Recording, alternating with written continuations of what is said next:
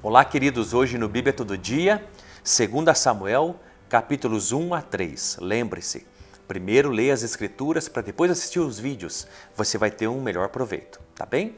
Capítulo número 1, então, Davi é informado da morte de Saul. Isso é muito interessante porque o mensageiro, o que leva a notícia ao rei Davi é um homem amalequita, diz o verso número 8. E ele então conta esse enredo, essa história, dizendo que ainda ele pegou no campo de batalha, ele encontrou Saul vivo, mas com feridas e morte. E então ele diz que Saul havia pedido para que ele o matasse. E é o que ele fez ali no verso número 10. Então fui até ele e o matei. E ele explica para o rei Davi, olha, ainda eu matei porque eu sabia que ele não iria sobreviver por causa das suas feridas. Ele achava, esse mensageiro, é muito interessante, ele achava que isso seria uma boa notícia que ele daria ao rei Davi. Por que ele fala isso? Ele está mentindo. Por quê? Porque a Bíblia diz no último capítulo de 1 Samuel que o próprio rei Saul tirou sua vida. Ali no verso número 4. Então Saul tomou a espada e jogou-se sobre ela. Então olha que interessante. O amalequita, o mensageiro, vai até Davi informando sobre a morte de Saul, mas diz que ele que matou Saul. Mas a Bíblia também conta no 1 Samuel, capítulo número 31, verso número 4, e inclusive em 1 Crônicas, capítulo número 10, verso 1 a 14, que é o próprio Saul que tira a sua vida, e não o mensageiro, e não a amalequita.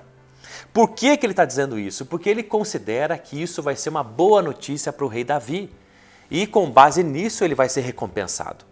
Aonde que está escrito isso? Está ali no capítulo número 4 de 2 Samuel, verso número 10. Olha o que o rei Davi fala. Se ao que me veio dizer, Saul foi morto, pensando que dava boas notícias, eu logo o apanhei e o matei em Ziglague, como recompensa pela notícia. Então olha que coisa interessante. Realmente esse mensageiro estava no campo de batalha. Mas depois da morte de Saul, ele estava procurando despojos, o que ele poderia se apropriar depois daquela guerra toda. E ele pega, inclusive, é um dos primeiros a chegar. Porque o rei Saul está morto e ele consegue então o bracelete do rei e sua coroa. Essas duas coisas ele pega e ele pensa, eu vou conversar com o rei Davi e vou anunciar a morte de Saul para ter a recompensa dessa boa notícia. Mas bem na verdade isso não foi considerado pelo rei Davi como uma boa notícia, como boas novas. E Davi mandou executar então esse mensageiro. Olha que interessante, o mensageiro não conheceu o coração de Davi. Ele achava que Saul era o inimigo de Davi, mas nunca foi. Olha o que diz a Bíblia em 2 Samuel, capítulo número também 22, para você entender como Davi não considerava Saul um inimigo. Davi cantou esse cântico ao Senhor quando este o livrou das mãos de todos os seus inimigos e das mãos de Saul. Olha que interessante, ele não considerava Saul inimigo, mas também era alguém da qual Deus o livrou. Uma outra coisa importante no final desse capítulo é que Davi chora tanto por Saul quanto por Jonatas. E ele escreve uma lamentação do arco no livro de Jazar, como diz o verso número 2. Ele faz uma canção, uma música de lamento pela morte desses dois homens, Saul e Jonatas. E o mais interessante é que nessa canção ele dá atenção à habilidade deles como guerreiros, da ligeireza deles, da força, da bravura. Fala sobre o arco de Jonatas, sobre a espada de Saul. Fala então só de elogios a esses dois homens. Que coisa interessante. Não fala sobre os erros nem os pecados deles, mas somente sobre os elogios. Não é assim em Hebreus capítulo número 11? Sobre os heróis da fé? Que falam só coisas extraordinárias que pela fé aqueles homens fizeram e não conta em momento algum sobre os fracassos, sobre os erros e sobre os pecados daqueles homens. Da mesma forma, era isso que Davi estava fazendo com essa canção. E ele sofre muito pela perda do amigo Jonatas, verso 26. Estou angustiado por ti, meus irmãos Jonatas, meu irmão Jonatas. Tu eras muito querido a mim, tua amizade era mais preciosa para mim do que o amor de mulheres. Muitos pegam esse texto para dizer que havia aqui uma afeição de homem para com homem, substituindo a afeição natural do homem para uma mulher, de homem para com homem, Davi para com Jonatas. Não tem nada a ver isso, porque no próprio capítulo número 2, vai falar no verso número 2 que Davi então toma suas mulheres. Davi teve mais de 6 mulheres. O que havia aqui realmente era uma amizade preciosa, honesta, sincera e inocente de Davi com Jonatas, uma fidelidade de um para com o outro, a tal ponto que Jonatas, sendo o príncipe, o filho do rei, se submetia àquilo que Deus havia estabelecido a Davi, que seria o próximo rei da nação de Israel. Capítulo número 2, então, vai falar sobre uma coisa interessante. Davi consultou ao Senhor. Ele perguntou: Senhor, eu subo então, para onde eu subo para Judá? Deus disse: sobe. E ele disse: para onde subirei? Sobe para Hebrom. E é isso que ele fez. Então olha que coisa interessante no capítulo número 2, uma característica do rei Davi. Ele é alguém que consulta a Deus. Ele é alguém que pergunta para Deus os seus passos, quais são os próximos caminhos, o que ele tem que fazer, quais são as próximas escolhas, decisões, atitudes que ele tem que tomar. Olha que coisa interessante. E ele pergunta a Deus e Deus responde. E aquilo que Deus responde, o rei Davi sai fazendo, a tal ponto que ele vai para Hebrom e lá ele é ungido rei sobre todo Judá. Em contrapartida, Abner, o comandante das Forças Armadas de Israel, que servia a Saul e agora serve Isbosete, o sucessor de Saul, se levanta também para ungir esse homem, Isbosete, como rei de todo Israel, exceto Judá, e trama uma guerra entre Isbosete e o rei Davi, entre Israel e Judá. Eles lutam e Deus dá a vitória a Davi e a tribo de Judá sobre Israel e Isbosete, manifestando já essa situação da mão de Deus com o rei Davi caminhando para o governo de toda a nação de Israel. Muito interessante, no meio dessa batalha, Abner mata o irmão chamado Asael, que era muito veloz, o irmão de Joabe. Abner era o comandante das Forças Armadas de Israel e Joabe era o comandante das Forças Armadas de Judá, ao qual Davi era rei. Abner mata então Asael, o irmão do comandante Joabe, e ele foge. Por causa disso, Joabe persegue então Abner por onde ele estiver. Não desiste, o sol se põe e ele continua a perseguir. E olha que coisa interessante, diz o verso número 26, que Abner disse a Joabe: Tu continuarás matando a espada para sempre?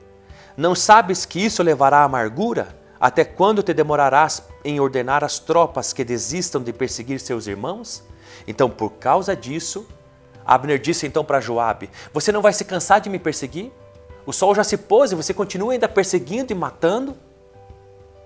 E aí então, por causa dessa palavra, uma trégua que Abner estava pedindo a Joabe, Joabe dá uma trégua e manda as suas forças armadas recuarem e volta então para Judá. Mas o que eu quero chamar a atenção, olha o que Abner disse a Joabe: Não sabes que isso te levará à amargura? O que levará à amargura? Tu continuarás matando a espada para sempre? Joabe estava procurando vingança, porque Abner havia matado seu irmão. Olha que coisa interessante, essa ânsia por justiça própria, essa ânsia por vingança, esse negócio de você buscar olho por olho, dente por dente. E o que Joabe queria era acabar com a vida, com a raça de Abner, porque ele matou seu irmão. Esse desejo incontrolável poderia levar então Joabe à amargura. Cuidado com os teus desejos. Ainda que você ache que está estabelecendo justiça, cuidado com sentimentos de vingança, cuidado com querer a morte dos outros, cuidado por você ser governado e dominado por isso. A própria Bíblia disse: Não sabes que isso levará à amargura? E eu quero te dizer, como homem de Deus, livre-se da amargura, do rancor, do ódio, da ofensa, da mágoa. Isso machuca, isso faz com que o corpo adoeça, com que a mente adoeça. Perdoe, pare com as guerras, cesse. Isso não desgasta somente você, mas quem está ao redor de você, como nesse caso. E por fim, no capítulo número 3, vai falar sobre os filhos de Davi no início do capítulo e também as suas 6 mulheres. Mas eu quero chamar a atenção por uma aliança que o comandante de Israel, que é leal a Isbosete, ele faz agora com o rei Davi. Por que será que ele deixa então de fazer uma aliança com Isbosete e vai fazer Abner uma aliança com Davi? É claro que ele percebe que o rei Davi está se fortalecendo e o filho de Saul está enfraquecendo o seu reino. Mas uma coisa interessante acontece. No verso número 6, enquanto houve guerra entre as famílias de Saul e de Davi, Abner foi se tornando poderoso na família de Saul. Então olha uma informação importante do verso número 6 do capítulo 3. Abner, o comandante das forças armadas de Isbosete do reino de Israel, foi se tornando poderoso. Olha que coisa mais interessante. E por se ele tornar poderoso, por ele perceber que tinha agora um rei fraco, o filho de Saul, Isbosete, e ele se tornando poderoso, ele era o comandante geral, ele achou que poderia fazer qualquer coisa. E ele então toma uma das mulheres do rei Saul, uma de suas concubinas. O rei Isbosete vai tirar satisfação com ele: olha, você pegou uma das mulheres do meu pai? Por quê? Porque é uma cultura e tradição em Israel que as mulheres do rei, quando ele morresse, passariam a ser mulheres do sucessor. No caso aqui de Isbosete. E uma coisa interessante, era uma cultura. Caso você desejasse uma esposa do rei, era a mesma coisa que você desejasse o reino. Era traição. E era isso então que Isbosete estava pensando, dizendo e reclamando então com Abner. Abner fica furioso. Abner ficou furioso, diz o verso número 8, e ele então toma satisfação com o novo sucessor de Saul, o novo rei, e ele diz: por acaso eu sou um cão inútil para você me acusar? Por causa dessa mulher você está me acusando? Eu tenho culpa alguma? Eu já sei o que eu farei. Verso número 9. Assim que Deus me castigue, como bem lhe parecer, se eu não fizer por Davi conforme o Senhor lhe jurou. Então o que ele está dizendo aqui é: Isbosete, eu quebro a minha aliança com você e vou fazer agora uma aliança com Davi. E uma coisa interessantíssima que ele diz: conforme o Senhor jurou. Ele sabia, e a população de Israel já sabia, o reino de Israel sabia que Deus havia ungido Davi como o próximo rei de Israel. Havia um juramento, uma promessa, uma aliança de Deus com o rei Davi. E então Abner vai fazer exatamente isso, vai fazer agora uma aliança com Davi. Ele vai até Davi, eles conversam, eles fazem realmente uma aliança. Abner se prontifica e se compromete a reunir todo Israel para estabelecer definitivamente agora Davi como o rei de todos. Mas a bem na verdade é que Joabe, o comandante de Davi, das Forças Armadas, fica sabendo que Abner, o comandante de Israel, das Forças Armadas, foi visitar Davi, mas foi embora. Ele manda o mensageiro chamar de novo Abner. Abner volta, vai até o portão da cidade, e no portão da cidade, diz o verso número 27, Joabe assassina, mata Abner. Quando Abner voltou a Hebrom, Joabe chamou à parte, na porta de entrada, para lhe falar em segredo, e ali o feriu na barriga. Por quê? Porque agora Joabe tinha concluído aquilo que ele tinha maquinado, se vingar daquele que havia matado o seu irmão. O que Davi faz quando fica sabendo que o seu comandante fez isso?